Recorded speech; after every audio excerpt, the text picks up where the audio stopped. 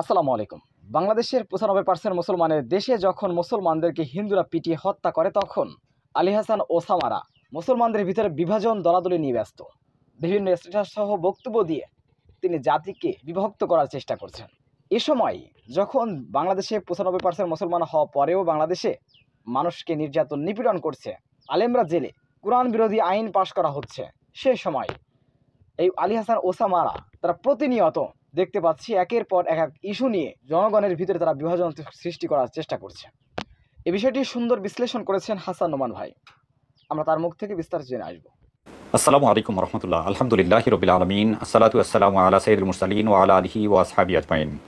Ali Hasan Osama হাফিজাহুল্লাহ তার Facebook page থেকে আমাকে অনেকেই দৃষ্টি আকর্ষণ করেছেন। তিনি জামাত ইসলামীর অফিসিয়াল ফেসবুক পেজের একটা পোস্ট থেকে মানুষকে দৃষ্টি আকর্ষণ করার চেষ্টা করেছেন। আমিও জামাত ইসলামীর অফিসিয়াল ফেসবুক পেজে ঢুকে দেখলাম জামাত ইসলামীর এখন গণসংযোগ পক্ষ চলছে। তারা সর্বসাধারণের মাঝে একটি সাধারণ দাওয়াতি কাজের ব্যবস্থা করেছেন। সাধারণ মানুষের কাছে পৌঁছে ইসলামের দাওয়াত পৌঁছে দিচ্ছেন, দেওয়ার চেষ্টা করছেন। তো সেখানে সেই ফেসবুক পেজের মধ্যে জামাত ইসলামীর আকীদা বিষয়ক একটি পোস্ট জামাত ইসলামী করেছে, যেটা নিয়ে আলী হাসান ওসামা প্রশ্ন তুলেছেন। জামাত ইসলামী সেখানে পোস্ট করেছে, জামাত ইসলামীর আকীদা আল্লাহ তাআলাই মানব জাতির একমাত্র ইলাহ, বিধানদাতা ও হুকুমকর্তা। কোরআন ও সুন্নাহ-ই মানুষের জন্য একমাত্র পূর্ণাঙ্গ জীবন বিধান। হযরত মুহাম্মদ সাল্লাল্লাহু আলাইহি ওয়াসাল্লামই মানব জীবনের সর্বক্ষেত্রে অনুসরণযোগ্য একমাত্র আদর্শ নেতা। ইসলাম প্রতিষ্ঠার আন্দোলনই মুমিন জীবনের লক্ষ্য। আল্লাহর সন্তুষ্টি ও আখিরাতের মুক্তিই মুমিন জীবনের কাম্য। এত সরলভাবে লেখা, এত সহজভাবে লেখা একটা বিষয় নিয়েও তিনি প্রশ্ন ছুড়েছেন। আমার মনে হয়েছে জামাত ইসলামীর এই দাওয়াতি কাজকে, সাধারণ দাওয়াতকে, দাওয়াতি পক্ষকে বাধাগ্রস্ত করার জন্যই তার এই প্রয়াস। কারণ এই সময় এরকম প্রশ্ন তোলা, আপনি খেয়াল করে দেখেন তিনি এখানে কি লিখেছেন। জামাত ইসলামের অফিসিয়াল পেজ থেকে সংগৃহীত দ্বিতীয় ও তৃতীয় পয়েন্টে লক্ষ্য করুন, ইসলাম একমাত্র পূর্ণাঙ্গ জীবন বিধান। এটা না লিখে কোরআন ও সুন্নাহই একমাত্র পূর্ণাঙ্গ জীবন বিধান বলার রহস্য কি? ইসলামী শরিয়ার উৎস কি স্রেফ কোরআন ও সুন্নাহ? তাহলে ইজমা কিয়াসের কি হবে? অন্তত সাহাবিগণের ইজমা ও কিয়াস বাদ দিয়ে পূর্ণাঙ্গ জীবন বিধান তো দূরের কথা, ইসলামের রাজনীতি, অর্থনীতির রূপরেখাই বা কীভাবে দেখবে? স্বাভাবিকভাবে প্রচলিত বাক্য এড়িয়ে ইসলামকে স্রেফ কোরআন ও সুন্নায় সীমাবদ্ধ করার পেছনে আসলে কি যুক্তি কার্যক্রম রয়েছে? কোরআন এবং রাসূল সাল্লাল্লাহু আলাইহি ওয়াসাল্লামের আদর্শ, আল্লাহ রাব্বুল আলামিন কোরআনুল কারীমে বিভিন্ন জায়গায় এই ইঙ্গিতই করেছেন, আতিউল্লাহ ওয়া আতিউর রাসূল ওয়া উলিল আমরি মিনকুম।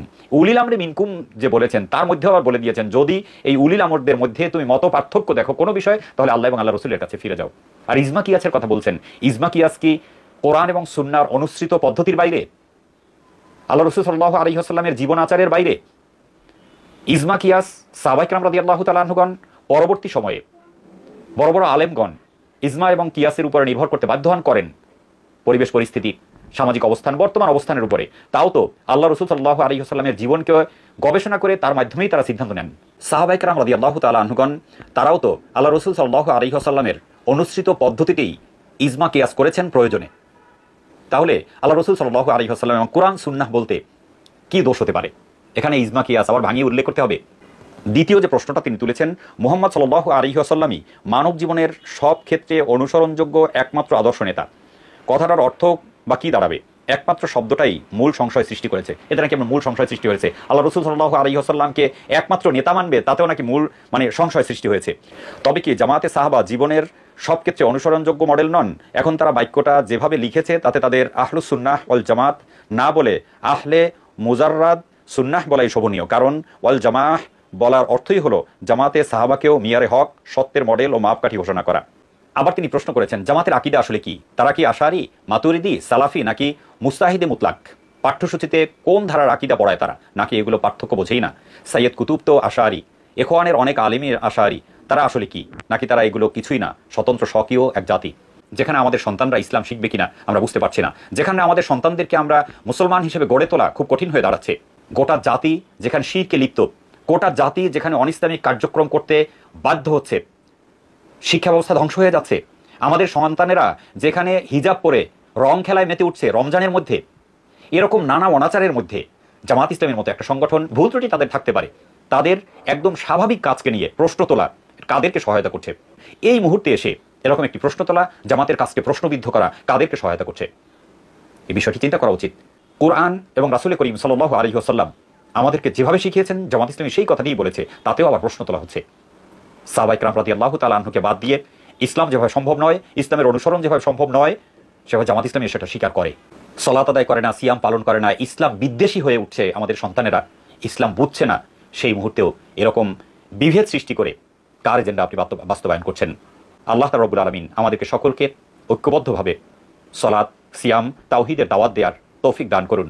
ছোটখাটো বিতর্ক ভুলে গিয়ে ঐক্যবদ্ধভাবে দ্বীনের রজ্জুকে ধারণ করার তৌফিক দান করুন। আমিন। আসসালামু আলাইকুম ওয়া রাহমাতুল্লাহি ওয়া বারাকাতুহু। সুপ্রদর্শক, বিষয়টি আপনারা কীভাবে দেখছেন অবশ্যই আপনাদের মূল্যবান মন্তব্য কমেন্ট বক্সে জানাবেন। সবসময় সত্য নির্ভেজাল তথ্য পেতে আমাদের চ্যানেলটি সাবস্ক্রাইব করে আমাদের সাথে থাকুন। আসসালামু আলাইকুম ওয়া রাহমাতুল্লাহি ওয়া বারাকাতুহু।